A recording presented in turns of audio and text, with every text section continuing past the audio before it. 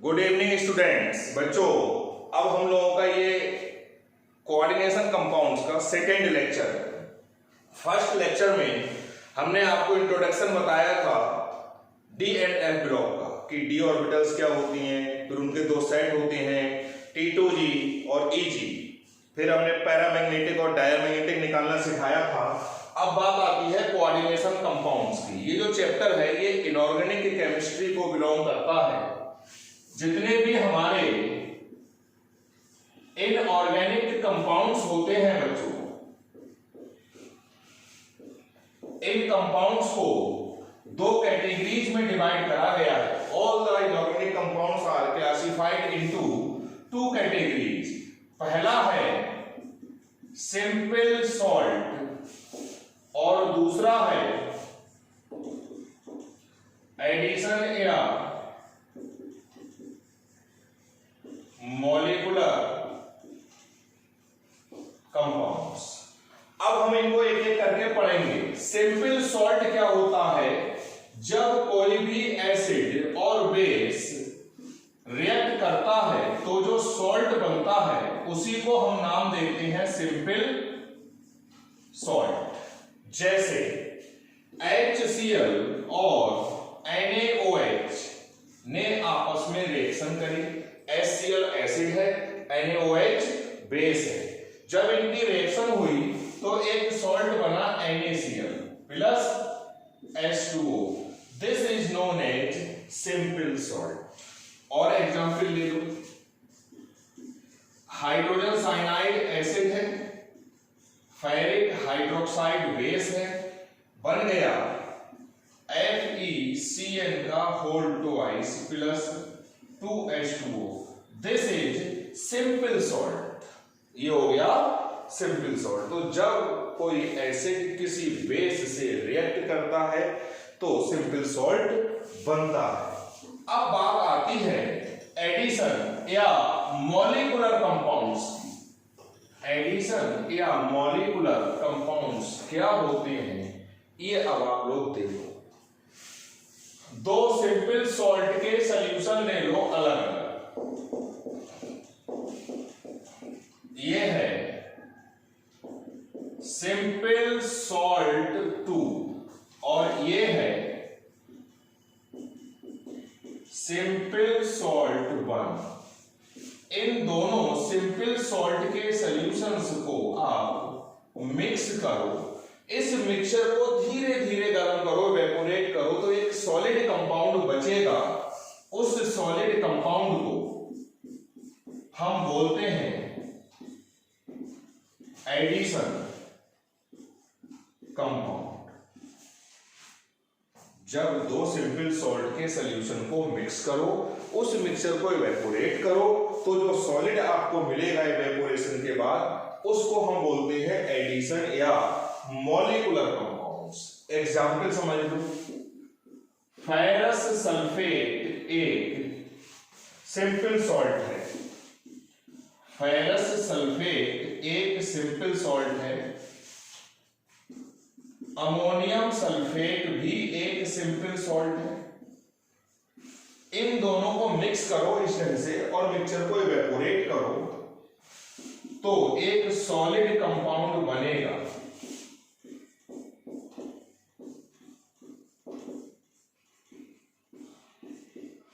This is known as ferrous ammonium sulphate या इसी को हम बोलते हैं मोहर सॉल्ट। एक सिंपल सॉल्ट का सॉल्यूशन ये ले लिया, दूसरे सिंपल सॉल्ट का सॉल्यूशन ये ले लिया, मिक्सचर को इवेपोरेट करा, जो सॉलिड कंपाउंड बना वो बना फेरस अमोनियम सल्फेट। इसका टाइट्रेशन आपके सिलेबस में है। बहुत इंपॉर्टेंट टॉपिक है बच्चों और बहुत इंटरेस्टिंग भी है। अब मैं एक दूसरा एग्जांपल दे रहा हूं एडिशन या मॉलिक्यूलर कंपाउंड्स का। हमने क्या करा, पोटेशियम सल्फेट ये एक सिंपल सॉल्ट है, इसका एक्वस सॉल्यूशन ले लिया। एल्यूमिनियम सल्फेट का एक हमने एक्वस सॉल्यूशन ले लिया, मिक्सचर को इवेपोरेट करा, ये एक सॉलिड कंपाउंड बना। This solid compound is known as alum, potash alum, फिटकरी। ये फिटकरी का फार्मूला है, बहुत अच्छा सैनिटाइजर होता है बच्चों। फिटकरी को अगर आप पानी में घोल लो और उसको अपने हाथों पे जैसे आप सैनिटाइज करते हो करोगे तो आपके हाथ सैनिटाइज हो जाएंगे। बहुत अच्छा और सस्ता इफेक्टिव सैनिटाइजर है। ये भी एक एडिशन या मॉलिक्यूलर कंपाउंड है क्योंकि दो सिंपल सॉल्ट आपस में ऐड हो रहे हैं। एक और थर्ड एग्जांपल, ये एक सिंपल सॉल्ट है, ये भी एक सिंपल सॉल्ट है। ये तो हमने 4 को बैलेंस करने के लिए लगाया। ये बना एक एडिशन या मॉलिक्यूलर कंपाउंड। तो ये एडिशन या मॉलिक्यूलर कंपाउंड्स थे जब हमने दो सिंपल सॉल्ट के सॉल्यूशन को ऐड करा और उस मिक्सचर को इवेपोरेट करा, तब जो सॉलिड बना उसको हमने कहा कि वो एडिशन कंपाउंड है या मॉलिक्यूलर कंपाउंड है। तो ये एक एडिशन या मॉलिक्यूलर कंपाउंड हुआ, ये भी एक एडिशन या मॉलिक्यूलर कंपाउंड हुआ और ये भी एक एडिशन या मॉलिक्यूलर कंपाउंड हुआ। इसका नाम है पोटेशियम फेरोसाइनाइड। अब हमने क्या करा बच्चों, इन एडिशन या मॉलिक्यूलर कंपाउंड्स की स्टडी करना शुरू करी और जब हमने इनकी स्टडी करी बच्चों तो आपको क्या मिला। हमने ये लास्ट वाला फेरस अमोनियम सल्फेट को पानी में डिजोल्व कर लिया। जब कंप्लीटली डिजोल्व हो गया तो उस सॉल्यूशन में हमने रेडिकल्स के टेस्ट करे तो पता लगा फेरस आयन का टेस्ट पॉजिटिव आ गया। जो आपने प्रैक्टिकल करे होंगे 11th क्लास में एसिडिक और बेसिक रेडिकल का। जो नेगेटिव रेडिकल होते हैं वो एसिडिक होते हैं और जो पॉजिटिव होते हैं वो बेसिक होते हैं। इसका टेस्ट पॉजिटिव आ गया, सल्फेट का टेस्ट पॉजिटिव आ गया और अमोनियम आयन का टेस्ट पॉजिटिव आ गया। इसका मतलब ये हुआ कि ये एडिशन या मॉलिक्यूलर कंपाउंड पानी में घोलते ही आयोनाइज हो गया, डिसोसिएट हो गया, तभी तो फेरस आयन का टेस्ट आपको मिला, सल्फेट आयन का टेस्ट मिला और अमोनियम आयन का टेस्ट मिला। यानी ये सॉलिड स्टेट में तो एग्जिस्ट कर रहा है मगर सॉल्यूशन में एग्जिस्ट नहीं कर रहा है। फिटकरी को हमने घोला तो देखा पोटेशियम का टेस्ट मिल गया, सल्फेट का टेस्ट मिल गया और एल्यूमिनियम का टेस्ट मिल गया और इन्हीं से देखो ये मिलके बना है। यानी एलम भी कंप्लीटली आयोनाइज हो गई। यानी फिटकरी सॉलिड स्टेट में तो एग्जिस्ट कर रही है मगर सॉल्यूशन में एग्जिस्ट नहीं कर रही है। इसको हमने घोला, जब हमने इसको घोला तो पोटेशियम आयन का टेस्ट आपको मिला, ना तो फेरस आयन का टेस्ट मिला और ना साइनाइड का, इनके टेस्ट नहीं मिले। इसका मतलब ये हुआ बच्चों कि ये एक ऐसा एडिशन कंपाउंड है जो सॉलिड में भी एग्जिस्ट करेगा और सॉल्यूशन में भी एग्जिस्ट करेगा क्योंकि ये कंप्लीटली आयोनाइज नहीं हो रहा है when dissolved in water। पानी में घोलने पर ये कंप्लीटली आयोनाइज नहीं हो रहा है, ये दोनों कंप्लीटली आयोनाइज हो रहे हैं। कंक्लूजन क्या निकला कि एडिशन कंपाउंड्स दो टाइप के होते हैं। एक टाइप के तो वो होते हैं जो डिसॉल्व करने पर अपनी आइडेंटिटी खो देते हैं, जैसे ये दोनों यानी आयोनाइज हो जाते हैं, और एक वो जो डिसॉल्व करने पर अपनी आइडेंटिटी लूज नहीं करते हैं। यानी जो भी एडिशन कंपाउंड थे वो दो टाइप के थे। अभी मैंने एग्जाम्पल दिया, आपकी समझ में आ गया होगा। एक तो वो जो कंप्लीटली आयोनाइज हो रहे थे सॉल्यूशन में जाने पर, और दूसरे वो जो कंप्लीटली आयोनाइज नहीं हो रहे थे। जो कंप्लीटली आयोनाइज हो रहे थे उनको हमने नाम दिया डबल सॉल्ट, जैसे फेरस अमोनियम सल्फेट और एलम, ये इसके एग्जाम्पल हो गए। वो कंपाउंड जो कंप्लीटली आयोनाइज नहीं हो रहे थे उनको हमने नाम दिया कोऑर्डिनेशन कंपाउंड्स, या इनको शॉर्ट में हम बोल देते हैं कॉम्प्लेक्स, कॉम्प्लेक्स या कॉम्प्लेक्सेस, जैसे पोटेशियम फेरोसाइनाइड। तो एडिशन कंपाउंड दो टाइप के थे, एक तो डबल सॉल्ट और दूसरा कोऑर्डिनेशन कंपाउंड्स डबल सॉल्ट वो थे जो डिसॉल्व करने पर अपनी आइडेंटिटी लूज कर रहे थे, यानी कंप्लीटली आयोनाइज हो रहे थे। They exist in solid state but does not exist in liquid state. They exist in solid as well as in solution. अब हमें जो स्टडी करनी है इस चैप्टर में वो पढ़नी है कोऑर्डिनेशन कंपाउंड्स की।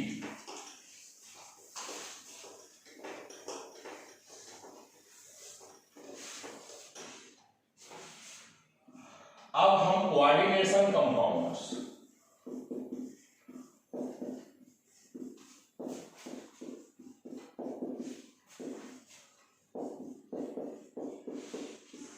टर्मिनोलॉजी यूज्ड इन कॉम्प्लेक्सेस। कोऑर्डिनेशन कंपाउंड्स में कौन कौन सी टर्म यूज होती हैं वो देख लो बच्चों। ये हमने एक कोऑर्डिनेशन कंपाउंड लिया,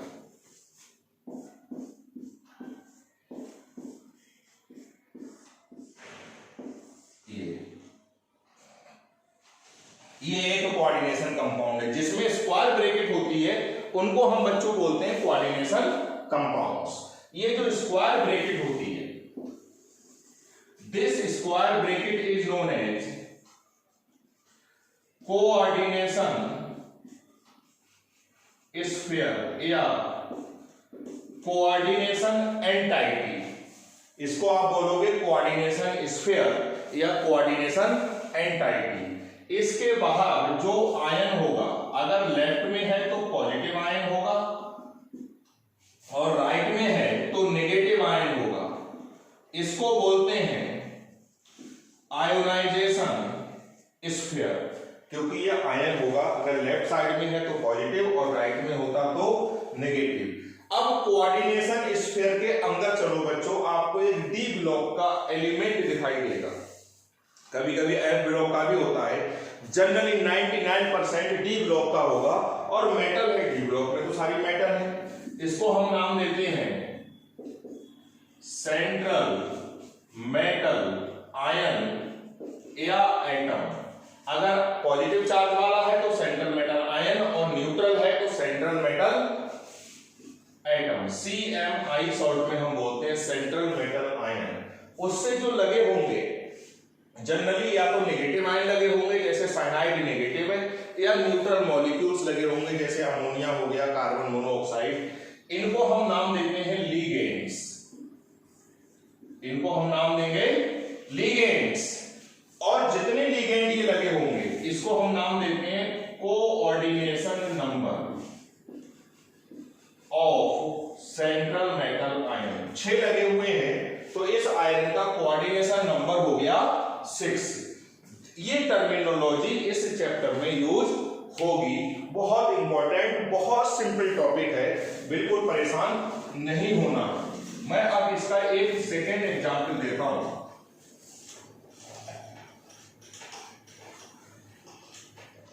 नेक्स्ट, ये मैंने एग्जाम्पल ले लिया, कोबाल्ट, ये अमोनिया, ये यहां पर ये जो टर्म है ये स्क्वायर ब्रैकेट, इसको हम बोलेंगे कोऑर्डिनेशन स्फीयर। ये जो है या नेगेटिव आयन है बच्चों क्लोराइड, राइट में है तो नेगेटिव आयन होगा, लेफ्ट में है तो पॉजिटिव होगा।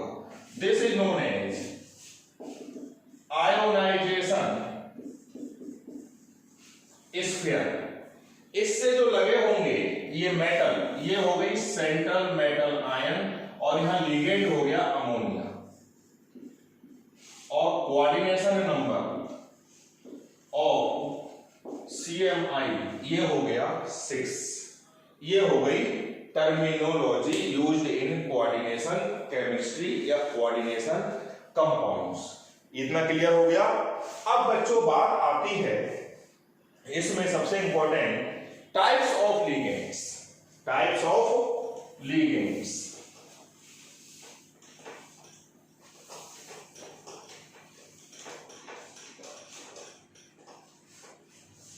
लिगेंड बच्चों 2 टाइप से क्लासिफाई करे गए हैं on the basis of charge.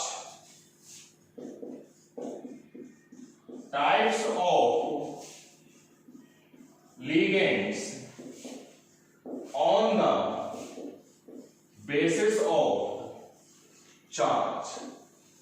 के हिसाब से ligands are classified into 3 categories, negative ligands, neutral ligands and positive ligands. Negative ligands की पहचान होती है बच्चों, इनके लास्ट में ओ आता है, दे एंड्स विद ओ, यानी कोई भी नेगेटिव लिगेंड होगा उसके लास्ट में ओ आएगा ही आएगा। जैसे हमने एग्जांपल लिया Cl-, इसका नाम होगा क्लोराइडो, Br-, ब्रोमाइडो। ये जो आयन है ये बच्चों सल्फेट आयन होता है, मगर जब ये एज अ लिगेंड होगा तब इसका नाम होगा सल्फेटो, ओ आना चाहिए लास्ट में, इसका नाम होगा सल्फेटो। अब बाकी जो भी है नेगेटिव है, साइनाइडो है ना, हाइड्रोक्साइडो, ये सब नेगेटिव होंगे, नाइट्राइटो। अब न्यूट्रल लिगेंड, न्यूट्रल लिगेंड का एक स्पेशल नाम होता है बच्चों, जैसे पानी, इसका नाम होगा एक्वा, NH3 इसका नाम होगा एमीन। और बच्चों अब ध्यान रखना, इस एमीन की स्पेलिंग में डबल एम आएगा, ये स्पेशली ध्यान रखना, एमीन में डबल एम आएगा। CO कार्बन मोनोऑक्साइड है लेकिन इसका नाम होगा कार्बोनिल, NO इसका नाम होगा नाइट्रोसिल, PH3 इसका नाम होगा बच्चों फॉस्फीन। अब ये ले लो, ये जो कंपाउंड था ओरिजिनली ये इथाइलिन कंपाउंड था, ये वाला। हमने क्या करा, ये बॉन्ड तोड़ा, एक एमीन इधर लगा दिया और एक एमीन इधर लगा दिया, यानी इथाइलिन में हमने 2 एमीन लगा दिए। तो जो इसका नाम होगा बच्चों, इसका नाम होगा इथाइलिन डाई एमीन। इस एमीन में सिंगल एम आएगा और अमोनिया वाले एमीन में डबल एम आएगा। अब ये जो फॉस्फीन है इसमें ये 3 H है, आप क्या करो, ये H हटाओ और यहां पर फिनाइल ग्रुप लगा दो। फिनाइल ग्रुप होता है C6H5 बेंजीन रिंग वाला, इधर भी लगाओ और इधर भी लगा दो। तो फॉस्फीन में हमने 3 फिनाइल लगा दिए, इसका नाम हो जाएगा ट्राइफिनाइल फॉस्फीन। इसको ऐसे लिखेंगे P, H की जगह ये लग गए, या इसको बोलते हैं PPH3। फॉस्फीन में H हटा के 3 फिनाइल लगा दिए, इसका नाम है ट्राई फिनाइल फॉस्फीन। एक और होता है पाइरिडीन, C6H5N, इसको बोलते हैं पाइरिडीन, इसका एब्रीविएशन PY होगा और इथाइलिन डाइएमीन का एब्रीविएशन EN होगा। ये हो गए न्यूट्रल लिगेंड। इतने ही है, आप पॉजिटिवली इनको नोट कर लेना। पॉजिटिव लिगेंड के लास्ट में EM आता है, IUM, EM, जैसे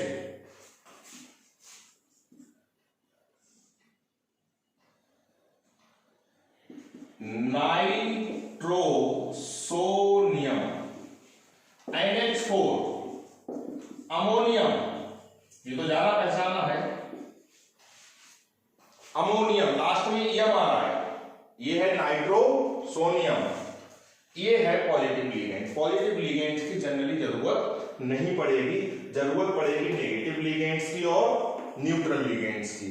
तो on the basis of charge ligands are classified into 3 categories. Negative ligand, इनके लास्ट में O आएगा, न्यूट्रल लिगेंड, इनके स्पेशल नाम होंगे, और पॉजिटिव लिगेंड, उनके लास्ट में EM आएगा, जैसे नाइट्रोसोनियम, अमोनियम, इस टाइप से। ये हो गए बच्चों classification of ligands on the basis of charge. Charge के हिसाब से लिगेंड्स होते हैं 3 टाइप के। अब दूसरा क्लासिफिकेशन है on the basis of donor atom, next video में आएगा। Thank you.